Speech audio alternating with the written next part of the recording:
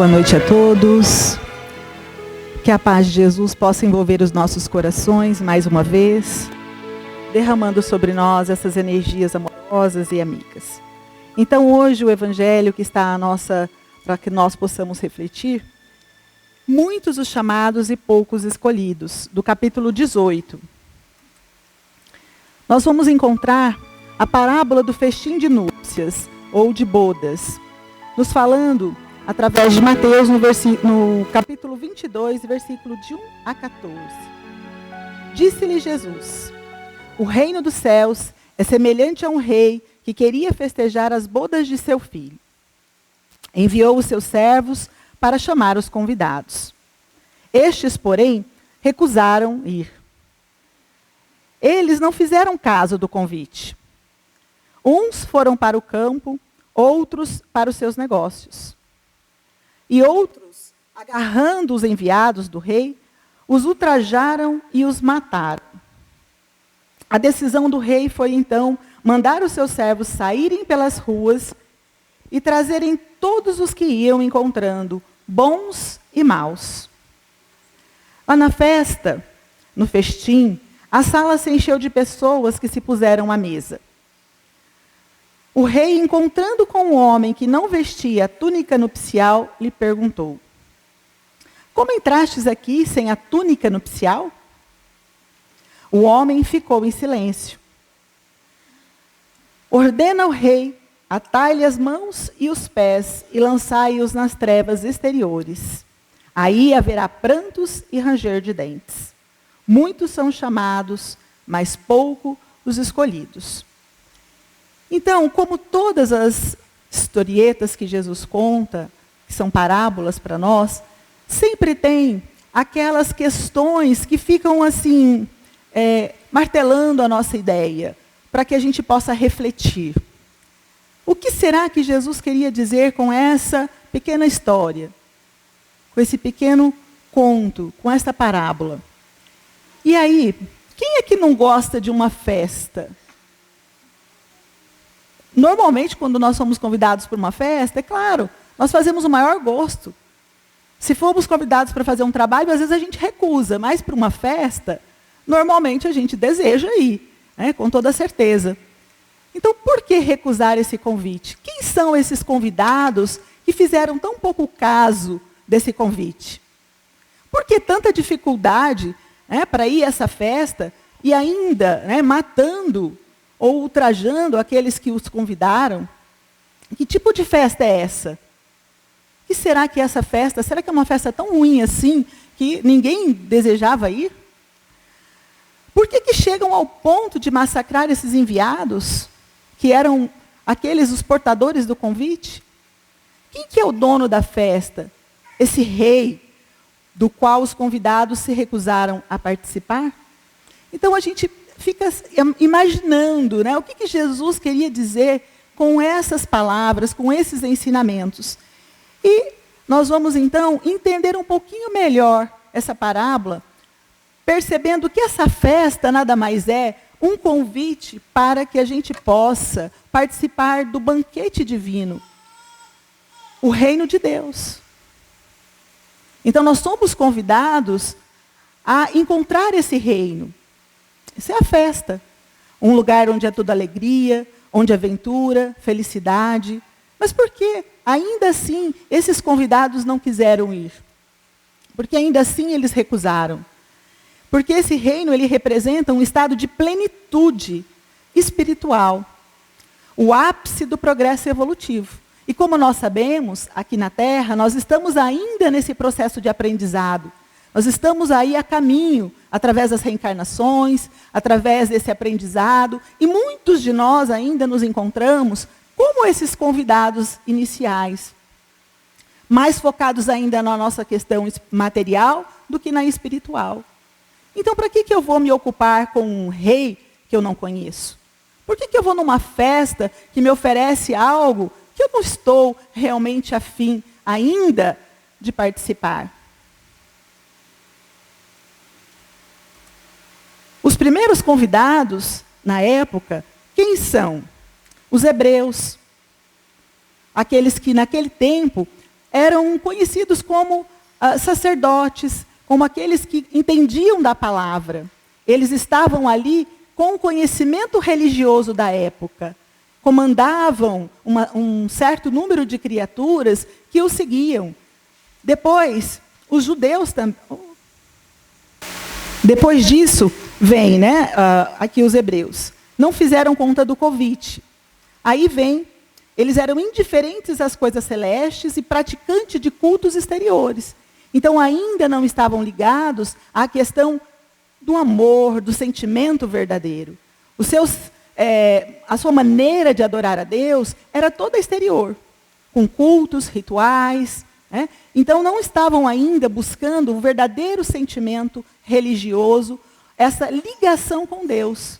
A maioria estava ainda buscando as compensações da terra.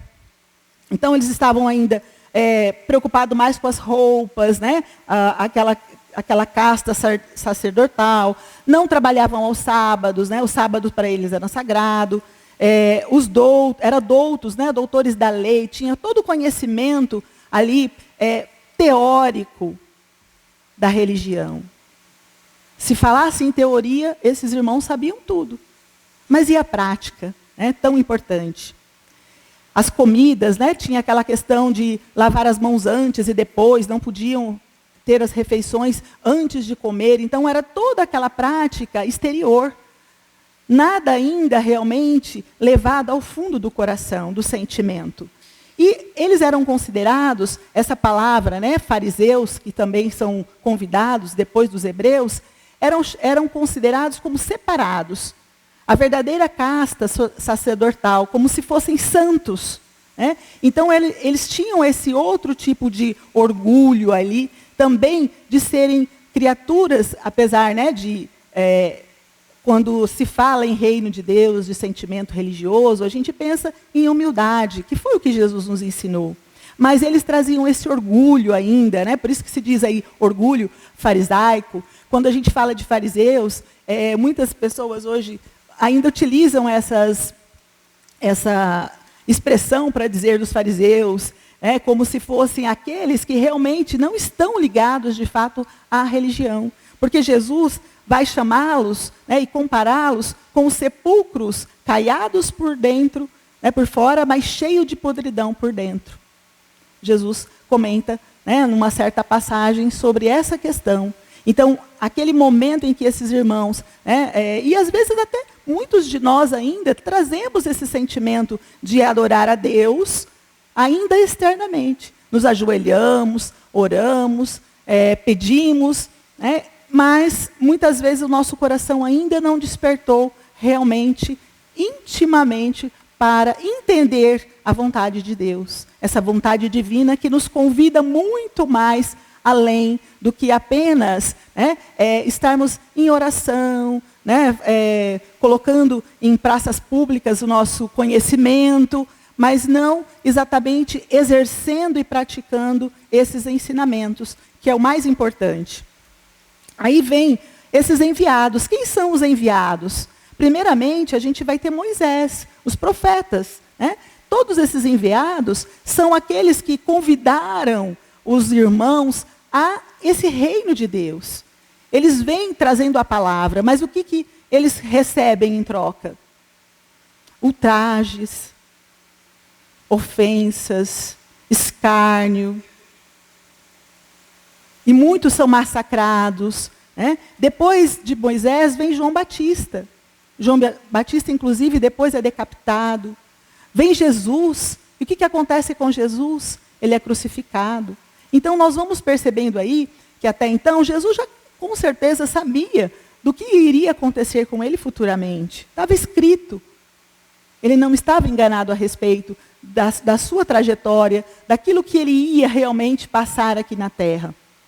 O Espírito Superior, como mestre, ele tinha já se preparado para todas as dificuldades que ia enfrentar. Então, essa parábola mostra que ele também era um desses enviados divinos e celestes que veio trazer o convite de Deus, desse reino de amor.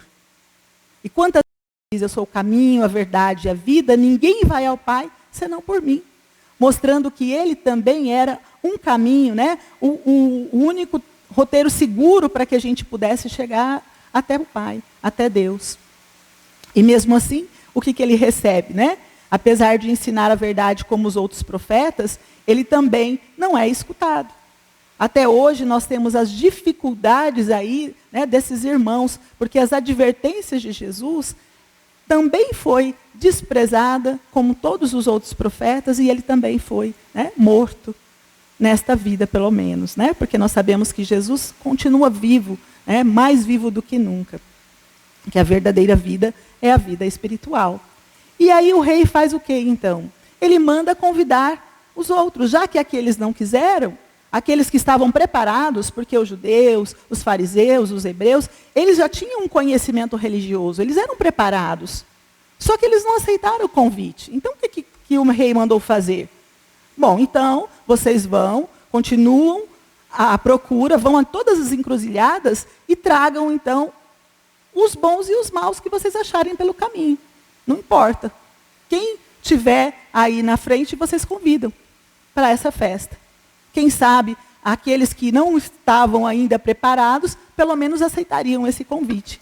E aí, todos aqueles, né, os outros povos, os pagãos, os politeístas, aqueles que não estavam com esse preparo dos nossos irmãos, que já pregavam a questão do primeiro, né, do único Deus, eles foram atrás daqueles que, de certa forma, não tinham esse conhecimento ainda, mas poderiam estar dispostos a aceitar esse convite. E assim foi feito, né, por toda essa região aí, da Fenícia, da Síria, de Damasco, da Galileia, todo esse caminho aqui, que está nesse mapa, foram convidados esses irmãos para essa festa. A boa nova lhes seria pregada.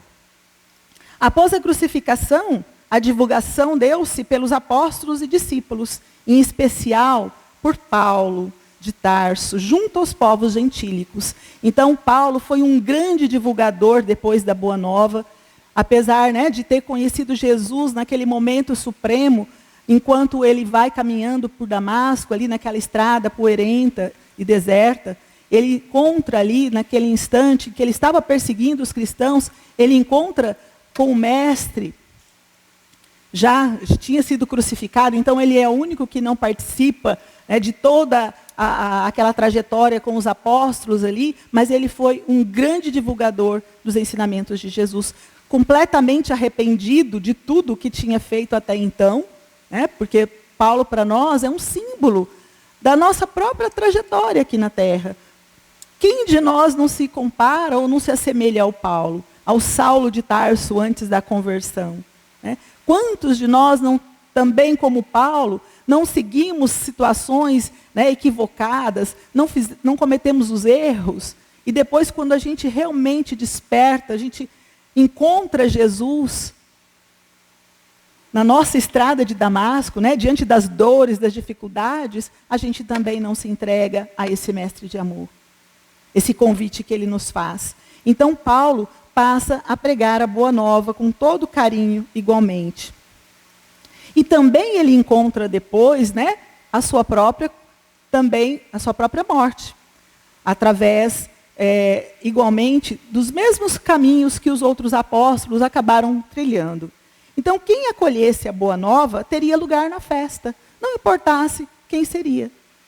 Não estava preparado, mas se ele tivesse o coração, naquele momento, né, se entregando ali naquele ensinamento, sentindo aquele amor, aquele despertar, ele seria, então, aceito nessa festa. E aí, se lembram que era necessário um traje? Um traje específico. Que traje era esse? Será que era gravata? Será que era, né, um terno? Será que era um vestido importante? Não, né?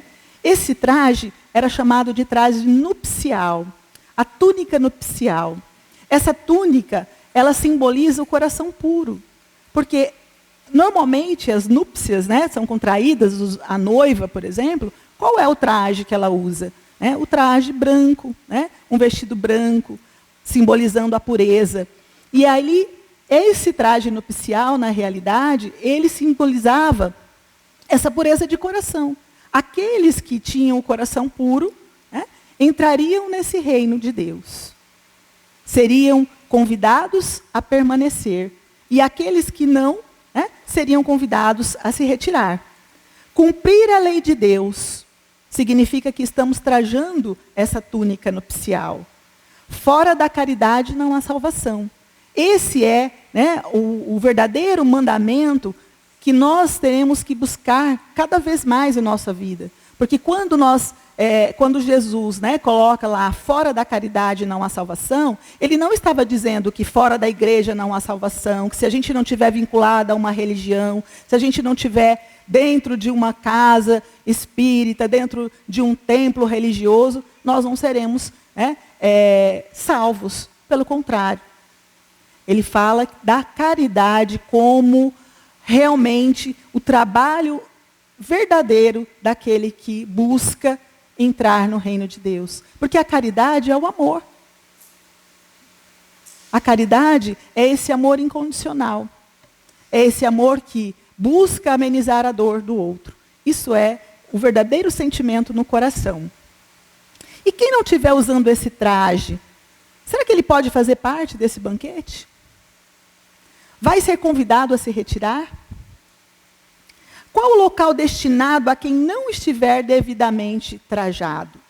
Na parábola, nós vamos ver que se fala que serão jogados nas trevas exteriores, aonde haverá choros e ranger de dentes. Essa é a afirmativa de Jesus, para que a gente possa se referir, neste caso, à manifestação da lei de causa e efeito. Ou seja, se nós não estamos ainda trajando essa túnica nupcial, significa que nós não temos a verdadeira pureza do coração. Nós não chegamos ao ápice do progresso espiritual. Nós estamos a caminho de reencarnação em reencarnação, buscando construir esse traje igualmente. Os que mantêm indiferentes ao conhecimento e à prática dos ensinamentos espirituais serão conduzidos às reencarnações dolorosas para o sorgimento de suas almas.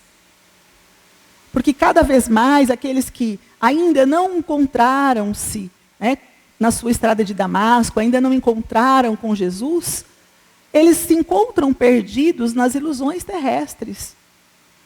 E aí eles acabam se desviando desse caminhar cada vez mais. Até que chega um momento, acho que até mesmo, né, o nosso irmão falou, da dor, que começa a burilar o sentimento dessas criaturas e começam a nos chamar, estimulando para algo maior e superior.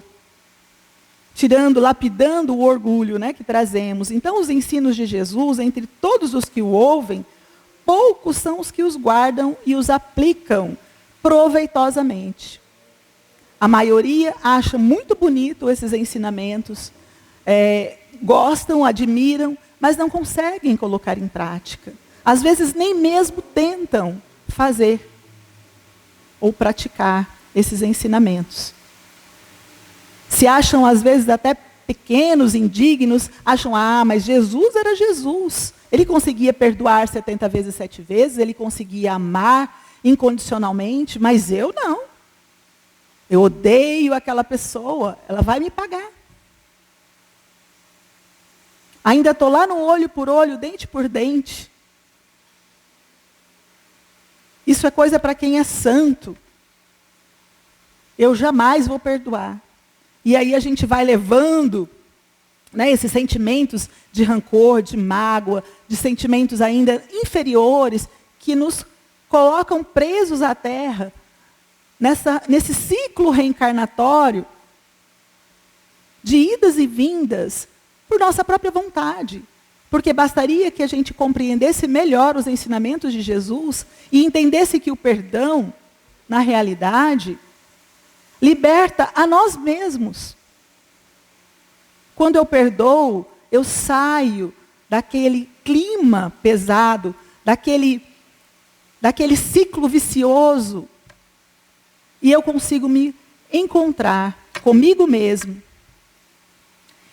E a maioria continua mantendo o sentimento e se vinculando ao outro, E o que acontece quando a gente se vincula a outra criatura? Reencarna com ela quantas vezes forem necessárias para que esse perdão surja um dia. Não importa. Então eu me mantenho ainda mais preso àquela criatura ao invés de me libertar. Então vale a pena carregar esse ódio, já que eu não gosto dessa criatura, melhor que eu perdoe logo, para me ver livre dela. Mas é claro que o objetivo maior não é se ver livre, mas é amar essa criatura. Porque Jesus ainda fala, além de perdoar, ele pede para a gente amar o inimigo. Olha só, ele vai além. Olha que dificuldade realizar esse propósito em nossa vida. Muito difícil, mas é possível. Ele mesmo nos ensina quando está lá diante da cruz. Quando ele coloca o olhar naquela plateia que o crucificara e fala, né? Senhor, perdoa-os, porque não sabem o que fazem. São ainda crianças espirituais. Não acordaram para a verdadeira vida. Eu os entendo, porque já passei por isso. Ou seja, Jesus também como Espírito imortal, também teve esse processo evolutivo tal qual o nosso. Tal qual estamos aqui. Passou pelas mesmas dificuldades, os mesmos problemas, os mesmos desafios que a gente enfrenta.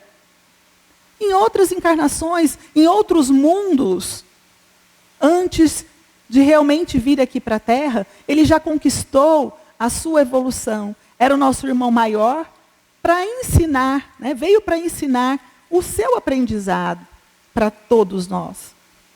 Então ele sabia do que ele estava falando. Ele não estava falando de algo que ele não tinha vivenciado. Ele veio falar da sua experiência, daquilo que ele já tinha vivido. Então ele sabia que era possível, o que ele falava para nós, era possível de ser realizado. Ele não veio nos falar de algo que a gente não conseguiria realizar. Pelo contrário.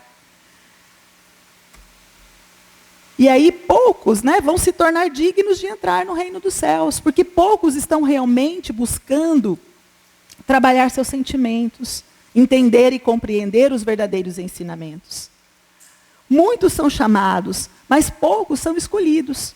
Aliás, todos nós somos chamados, como a gente viu lá, os bons e os maus. Porque Deus não fica perguntando ou apontando aos seus filhos e dizendo, você é bom, você é mau. Não, Ele conhece o nosso interior, Ele sabe o que se passa em cada um de nós. Todos nós, nesse momento aqui na Terra, já temos conquistas espirituais. Já não somos de todo mal, já temos algo de bom em nossos corações. Então nós somos sendo convidados constantemente, em todos os instantes, mas os nossos ouvidos precisam estar abertos para escutar esses rogos, esse clamor que vem dos céus. Será que a gente é convidado? Sim, todos nós somos.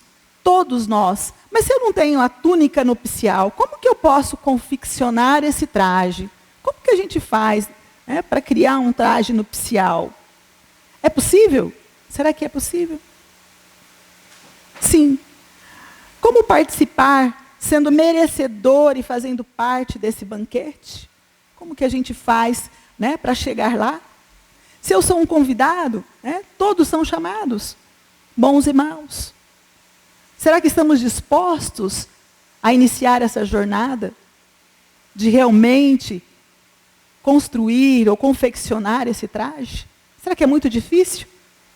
Quando somos costureiros, né, não sei se tem alguém aí que sabe costurar, é tão difícil, né, a gente aprender os primeiros passos da costura, moldar, tirar medida, cortar um tecido, depois passar na máquina.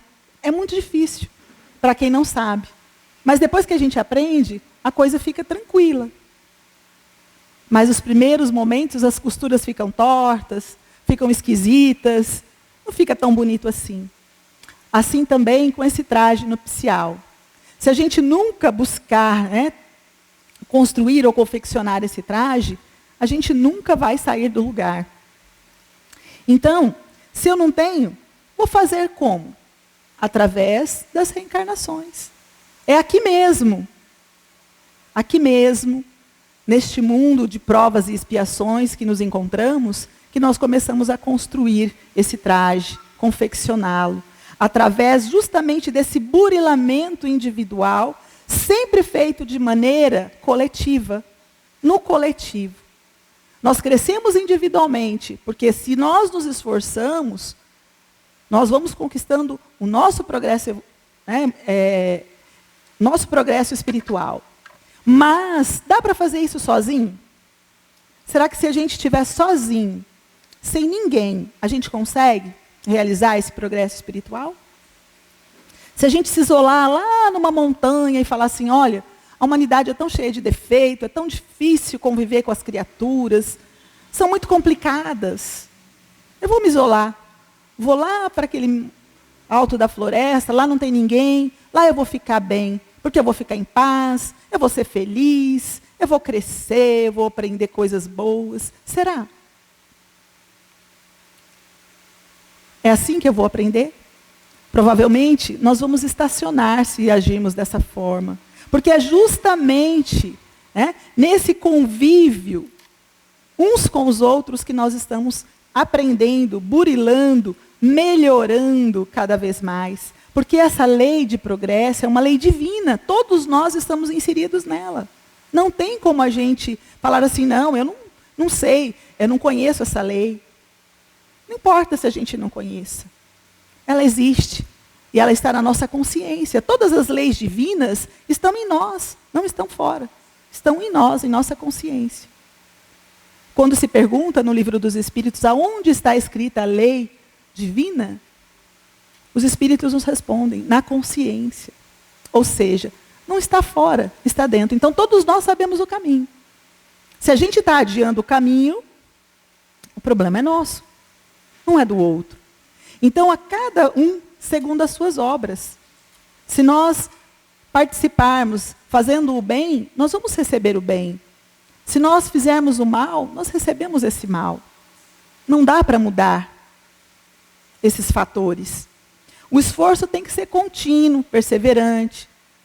A gente cai, a gente levanta, a gente começa a fazer alguma coisa melhorzinha, de repente a gente já cai no mesmo erro novamente. Aí a gente fala assim, eu acho que eu desisto de ser espírita, é muito difícil. Mas não. Reconhece o verdadeiro espírita pelo esforço que ele faz para domar as más inclinações. Está lá no capítulo 17 do Sedes Perfeito. Então, se ele faz um esforço, e esse esforço é perseverante, e Deus percebe quando nós estamos realmente com vontade de melhorar e mudar, Ele nos dá todo o amparo. Nós vamos ser cercados por irmãos queridos que estarão ao nosso lado nos auxiliando. Claro que vão ter muitos também que não querem que a gente melhore, que a gente progrida, que a gente cresça, que a gente querem que a gente sucumba ao peso das dores e dificuldades. Mas quando nós temos a ajuda espiritual, buscando orar, pedir, rogar, quando nós nos ligamos aos bons espíritos através das orações, na sintonia com esses irmãos queridos, nós nos fortalecemos. Nós não nos sentimos mais tão pequenos assim. Nós nos sentimos confiantes, apesar das dificuldades e dos desafios. A partir desse despertar do espírito para a realidade espiritual, quando nós começamos a conhecer os mecanismos da vida espiritual, e nós estamos buscando isso hoje aqui, como a gente busca através do estudo, através do evangelho, quando a gente faz ali a nossa leitura diária, dos livros da codificação, quando nós estamos buscando esse conhecimento, ele vai nos ajudando a trilhar com mais segurança esse caminho de ascensão espiritual. Mas é necessário que a gente faça a nossa parte, que a gente busque realizar esse progresso. Porque se Deus tivesse nos criado já perfeitos, que mérito iríamos ter? Nenhum. Nós temos que nós mesmos conquistarmos a nossa evolução. E nós vamos fazer isso através justamente das outras criaturas. Umas com as outras. Porque é através dos outros que nós vamos conhecer nossos sentimentos. Nós vamos fazer o autoconhecimento. Tão importante para a gente realizar a reforma íntima. Que a gente tanto tanto fala aqui na doutrina. A gente fala tanto de doutrina, ou de reforma íntima, tanto, mas a gente às vezes nem sabe como realizar. A gente não para se olhar, para se perceber, para ver o que está dentro do meu coração, o que eu estou trazendo em mim, em meus sentimentos. Como que eu vou descobrir quem eu sou, como que eu estou? É justamente através da convivência com o próximo, com aquele que está do nosso lado. Porque é ali que a gente vai sentir, muitas vezes, a raiva. Vamos perceber que temos orgulho. Diante de alguma situação, nós vamos sentir o egoísmo tomando conta dos nossos sentimentos. Nós vamos sentir as vaidades. Nós vamos sentir que nós somos mexidos por dentro. Porque se nós só convivemos com pessoas boazinhas, que não ofendem a gente, não agridem nem nada, às vezes a gente nem percebe que a gente tem alguma coisa para ser corrigida. Então, aqueles companheiros da jornada que trazem desafios para a nossa vida de verdade, as difíceis que a gente chama, não caíram nem de paraquedas na nossa vida, pelo contrário. Estão ali para que mutuamente a gente consiga aprender uns com os outros. Muitas vezes a gente comenta, né, do copo de o copo de água com maisena. Gosto muito de lembrar isso, porque eu acho que é uma forma da gente entender esse processo de autoconhecimento, de como isso acontece de fato. Quando a gente pega, né, um copo de maisena, um copo com água e coloca uma colher de maisena, 2, tantas quantas forem necessárias, e você mexe ela fica ali, né, branquicenta. Mas aí você espera um pouquinho, ela vai assentando lá no fundo, aquela água que estava turva fica bem cristalina e a maisena vai lá embaixo. Mas bastou você mexer novamente, ela torna a subir. Na realidade, a gente compara isso com os nossos sentimentos. Enquanto está tudo bem, está tudo tranquilo, nós também estamos que nem aquele copo que está ali em repouso. A água de cima está clarinha, não tem nada que a conturba. Mas bastou uma ofensazinha, uma palavra mal colocada, para a gente mexer essa maisena e turvar toda a nossa alma, o nosso sentimento. E aí a gente vai perceber que a gente não estava tão bonzinho assim quanto a gente pensava. Porque muitas vezes a gente pensa, quando está tudo certo na nossa vida, e aí, né, nós só encontramos pessoas bacanas, legais, ao nosso convívio, tranquilo, nossa, eu já sou uma verdadeira espírita. Não falo mal de ninguém, não tenho raiva no meu coração, gosto de todo mundo. E a gente fica pensando. Mas, de repente, uma fechada no trânsito, né? Alguém que coisa que a gente não gosta, mexe com esse orgulho que está dentro da gente, olha aí, aparecendo o sentimento que a gente pensava que já nem tinha mais. E é a hora da gente se conhecer. Se a gente negar, não consegue trabalhar. Eu só consigo trabalhar aquilo que eu realmente aceito, que eu tenho. Se eu tenho orgulho, então agora sim. Agora eu vou tentar amenizar esse sentimento que está dentro de mim. É dessa maneira que a gente vai buscar ser mais humilde. Porque aí você tem que fazer o exercício contrário. Na hora, né, que passar de novo por aquela situação parecida com aquela que mexeu ali a maisena, você acalma, respira, começa a entender que o outro também está nesse caminho de busca espiritual. Às vezes nem despertou ainda para aquilo que a gente já está mais desperto. E aí cabe a gente a fazer esse trabalho.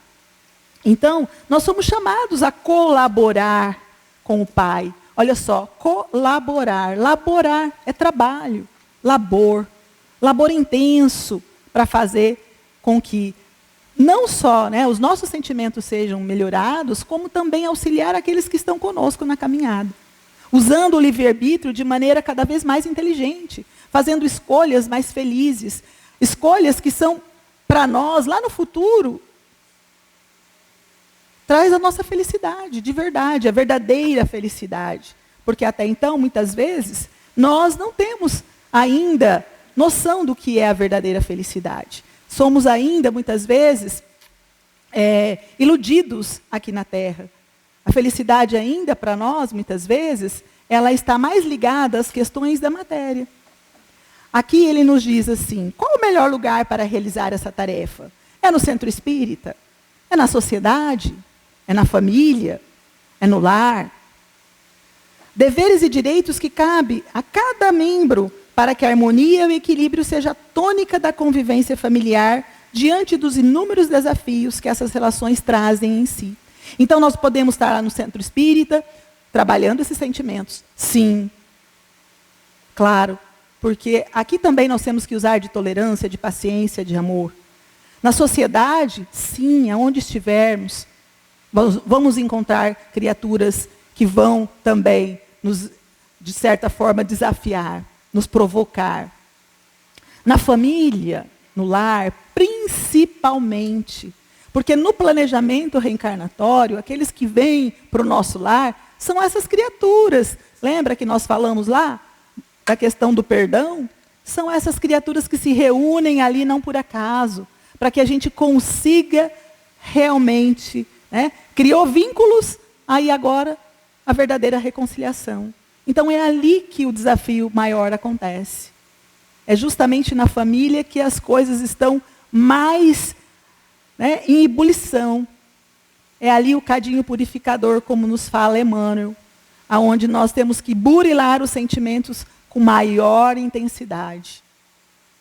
Porque a maioria de nós, principalmente, perde aquele verniz social quando está dentro do lar, com a família. Porque na sociedade, muitas vezes, a gente é muito mais educado.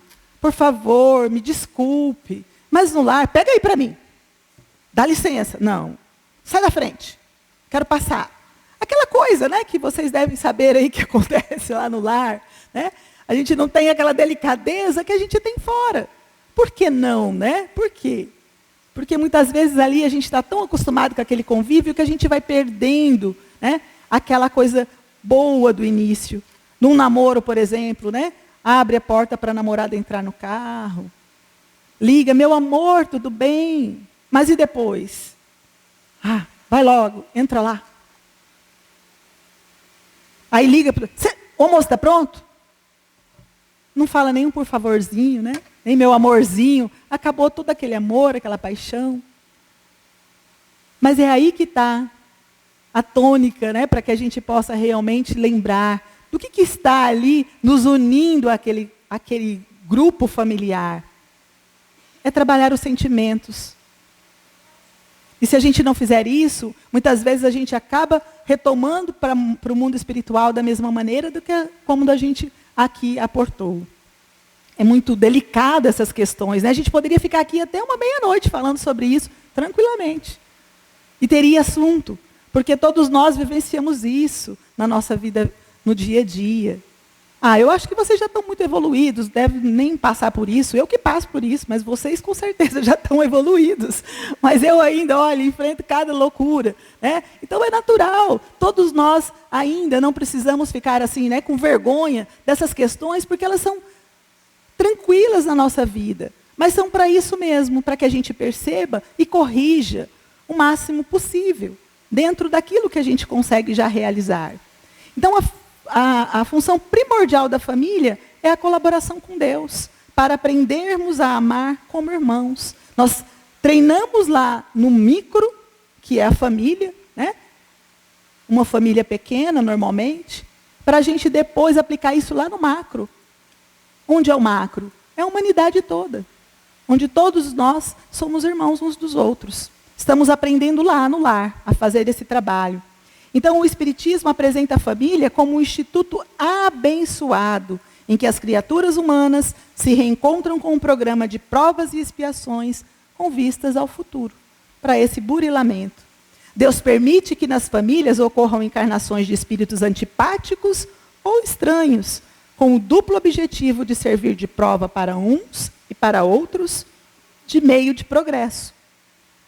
Os maus se melhoram pouco a pouco ao contato dos bons e por efeito dos cuidados que lhe dispensam.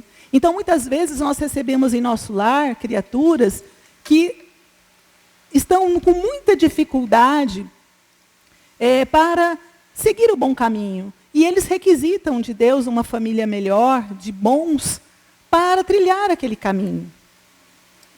para que aquela sementinha que seja jogada ali, né, para aqueles irmãos que têm já um pouquinho mais de evolução espiritual, faça diferença na trajetória deles. E muitas vezes, por isso encontramos em famílias aqueles irmãos assim mais evoluídos com alguém que a gente chama assim a ovelha negra da família. Mas ela está ali com o objetivo de aprender. Então a paciência tem que ser redobrada, o amor tem que ser maior, para que a gente possa auxiliar essa criatura, colaborando assim com Deus. E aí está, né, o segredo da porta estreita. Quando Jesus convida a gente a passar a porta estreita, é exatamente isso que ele está esperando de nós.